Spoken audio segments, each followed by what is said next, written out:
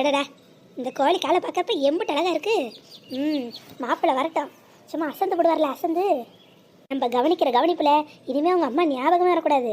இப்படியே நம்ம வீட்டோடையே இருந்துடணும். எம்மா, ஐ சிக்கன் சில்லி எனக்கு. அடியே செத்த பொறு. ஏம்மா, எனக்கு சில்லி சிக்கன்னா உயிர்னு எனக்கு தெரியும்ல, எனக்கு கொடுமா. உனக்கும் இருக்கு, ஆனா இது மாப்பிள்ளைக்கு. ஏம்மா, இன்னும் மாப்பிள்ளை தான் வரல, அது வரைக்கும் நான் சாப்பிட்டுட்டு இருக்கேன். அடியே கூறு கட்டவளே, நீயும் அவருக்காக காத்து தாண்டி கிடக்கணும். அப்பதான் மாப்பிள்ளைக்கு நம்ம மேல நல்ல அபிப்பிராயம் வரும். ஏம்மா, சில்லி சிக்கன் சாப்பிட்றதுல என்னம்மா ஆயிட போகுது? ஐயோ, உனக்கு மூளைன்னு ஒன்று இருக்கா இல்லையானே தெரியல. நீ எல்லாம் எப்படி வந்து எனக்கு பிள்ளையா பிறந்தியோ தெரியல. சே அடியே, ஓம் புருஷனே வார்த்தைக்கு வார்த்தை ஆத்தா ஞாபகமா இருக்கு, ஆத்தா வீட்டுக்கு போறேன்னு புலம்பிட்டு கிடக்காரு. அவர் அப்படியெல்லாம் விட்டுற முடியுமாடி? அவர் அங்கே போகாமல் இருக்கணும்னா நம்ம அந்த அளவுக்கு அவரை கவனிக்கணும், அந்த அளவுக்கு தாங்கணும். நம்ம பாட்டுக்கு எனக்கு என்னன்னு நம்ம வேலையை பார்த்துட்டு இருந்தோம்னு வையே, உன் புருஷன் பாட்டுக்கு அவங்க ஆத்தா வீட்டு கிளம்பி போயிடுவார். நம்ம இம்பிட்டு நாள் பட்ட கஷ்டமெல்லாம் வீணாக போயிட முடியும். அதான் அவர் வரத்துக்குள்ளேயே சில்லி சிக்கனை போட்டு நல்லா எடுத்து வச்சுருக்கேன். அவர் வந்தோடனே கொடுத்தோம்னு வையே, நம்மளை பிடிச்சி போயிடும் பார்த்துக்க. ஓஹோ, நீ அப்படி வரியா? இங்கே பாரு, சுட சுட சில்லி சிக்கன் போட்டு வச்சுருக்கேன், வந்தோடனே எடுத்து கொடு. ஃப்ரிட்ஜில் ஒரு டம்ளரில் ஜூஸ் போட்டு வச்சுருக்கேன், அதையும் கொண்டு வந்து கொடு. சாப்பிட்டாருன்னு வையேன், வயிறு ரொம்ப போயிடும். அப்புறம் குட்டியோ ஒரு உறக்கத்தை போடுறதுக்குள்ளே நைட்டு சமையல் செஞ்சிடுறேன். சரிம்மா, நீ நல்லா யோசிச்சிருக்க. நான் கூட இதெல்லாம் யோசிக்கலையே. உனக்கு ஆத்தாடி என்ன யோசிக்கணும் என்ன செய்யணும்னு எல்லாம் எனக்கு தெரியும். 2 லட்ச ரூபா போட்ட புல்லட்டு சும்மா வாங்கி கொடுத்துருக்கேன். அவர் எங்கேயும் போகக்கூடாதுன்னு தானே. அதே மாதிரி சாப்பாடு விஷயமும் ரொம்ப முக்கியம். பார்த்து கவனிக்கணும். மாப்பிள்ளைக்கு ஒரு குறை வைக்கக்கூடாது.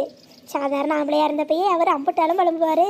இப்போ 1 லட்ச ரூபா சம்பளத்துக்கு வேலைக்கு வேற போகிறாருல்ல, நம்ம தான் கொஞ்சம் பார்த்து பக்குவமாக நடந்துக்கணும். ஆமாம், நீ சொல்கிறதும் சரிதான்.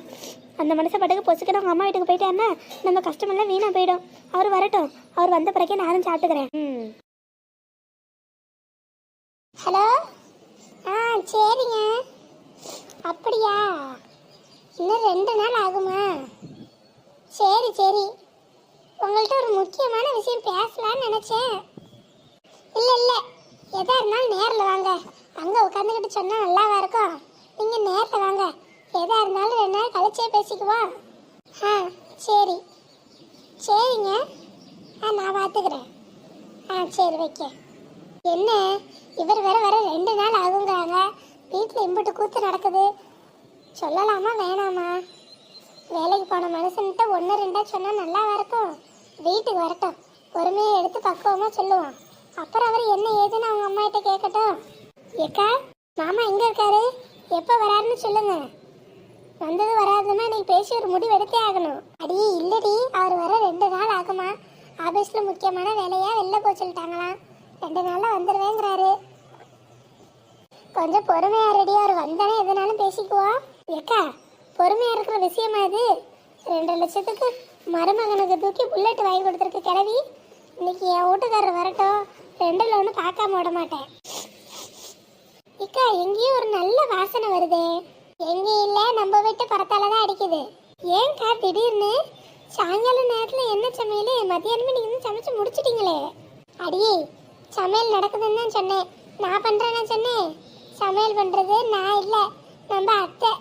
அக்கா, என்ன சொல்கிறீங்க? அப்படி ஒரு சம்பவத்தை நான் என் வாழ்க்கையிலே பார்த்தது இல்லையே.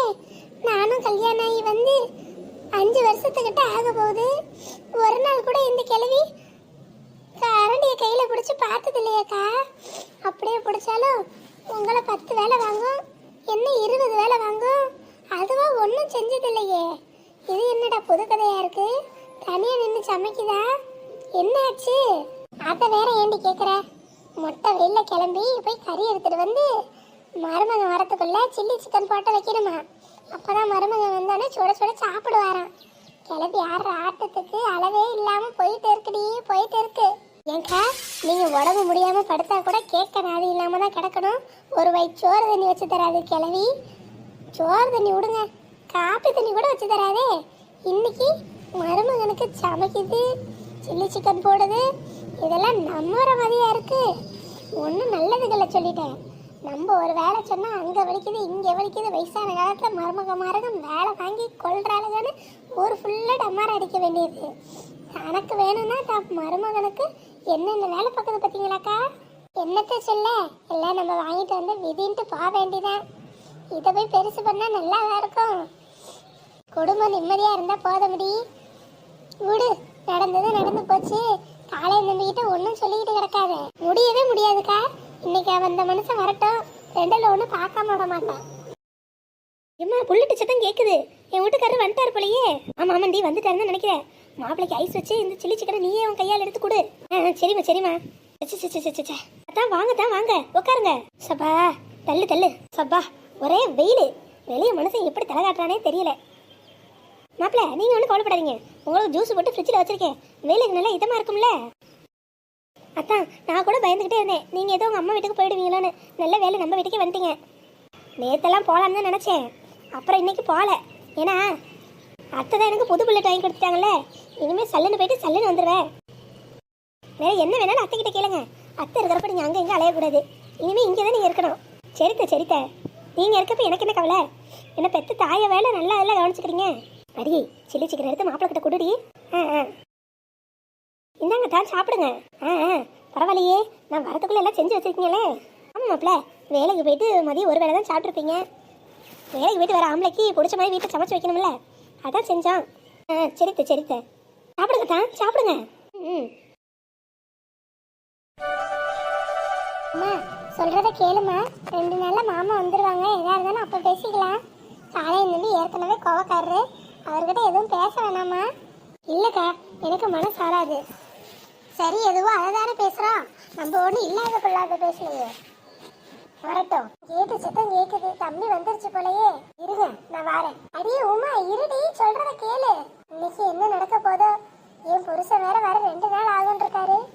அதுக்குள்ள ஏதோ பிரச்சனை ஆகாம பாத்துக்கப்பா கடவுளே. இம்பிட்டு தூரம் அலைஞ்சு ஒருத்தரும் பணம் இல்லைங்கிறான். அவசரத்துக்கு எவங்கிட்டையும் பணம் இருக்க மாட்டேங்குது. எல்லாம் 6 வட்டி 7 வட்டிங்கிறானுங்க. இப்போ என்ன பண்ணுறதுன்னு ஒன்றும் புரியலையே. இப்போ சம வட்டி கூட இருந்தாலும் அங்கேயே வாங்கிட வேண்டியதான். இல்லைன்னா விவசாயம் கிட்ட போகும் பார்த்தியா.